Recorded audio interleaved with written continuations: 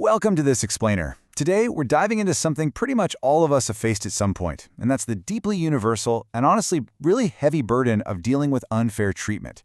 I mean, it's exhausting, right? Whether it's a tiny slight that just completely derails your afternoon or a massive injustice that shifts the whole course of your life, the emotional weight is just crushing. It gnaws at you, keeps you up at night, and literally drains your energy until you're running on empty. But in this explainer, we're going to look at a specific source text that offers a really fascinating, structured framework for handling these intense moments. It's basically a clear, practical roadmap out of that emotional turmoil and into a space of actual, genuine relief. So how should we react when we're treated unfairly? It's the million-dollar question, isn't it? When an injustice hits, there is this incredibly deep, almost hardwired human urge to just retaliate.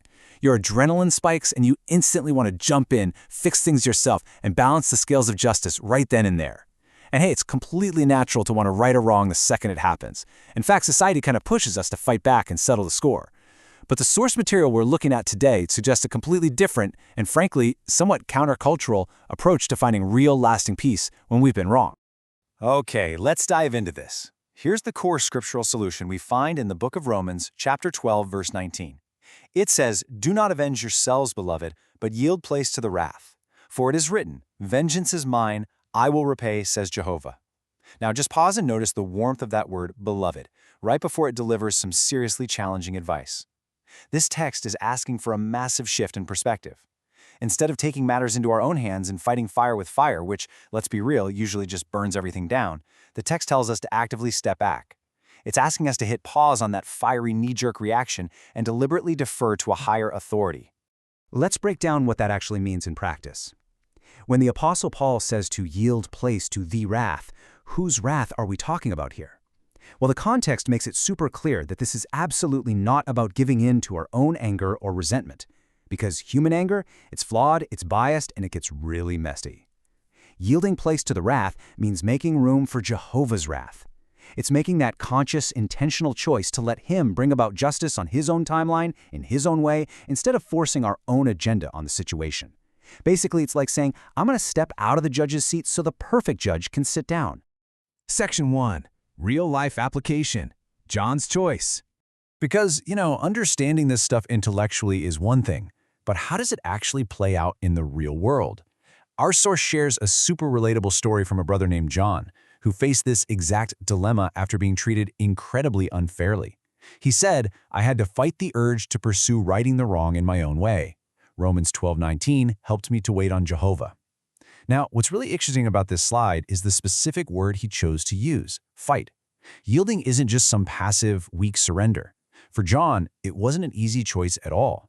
It took a ton of strength and active resistance against his natural human impulses. But in the end, leaning on the principles in Romans 12:19 gave him the solid mental support he needed to hit pause and just wait. Section 2. The freedom of letting go and its practical benefits. So why should we make such a difficult choice to step back? Honestly, it's because of the absolutely incredible emotional relief it brings. When we face unfairness, we're basically standing at a crossroads with two paths. Path number one is the agonizing frustration of trying to solve the injustice completely on our own. When we carry that burden, it is heavy, it's exhausting, and let's be totally honest, our own attempts at justice usually just lead to more conflict, broken relationships, and a whole lot of messiness. We end up carrying the weight of the entire world on our shoulders. But the alternative path we see here is waiting on Jehovah. In this path, it offers a profound sense of peace, real confidence, and the absolute assurance that we're going to receive help. You're making this deliberate, super healthy choice to hand that massive weight over to hands you fully trust. So the crucial point is, when we actually step back and wait to correct a matter, we get three huge distinct benefits. First off, we're entirely spared the heavy burden of trying to engineer a solution for a problem that, frankly, might be way out of our control. We don't have to be the fixer anymore. Second, we are spared from that deep, lingering frustration and resentment that almost always pops up when our human efforts fail or backfire on us. And third, according to our source material, we gain Jehovah's active help in the situation. It really is an amazing practical trade-off. You let go of the exhausting illusion of control, and in return, you get perfectly capable backing. The text describes this divine support in such a beautifully reassuring way. It's basically Jehovah offering to help by saying, "Leave the injustice to me, I will take care of things." I mean, just think about how incredibly warm and comforting that offer is. When you're feeling totally overwhelmed, completely beaten down by how unfair a situation is, and you literally feel like you have zero options left, having a higher power step in and say, hey, I've got this, gives you this massive, overwhelming sense of relief. It completely takes the pressure right off of you. It's an invitation to just lay your armor down and stop fighting a battle you were never meant to fight in the first place. And this brilliantly illustrates the ultimate takeaway from our source text today. If we want to truly find peace, we have to accept that promise, I will repay.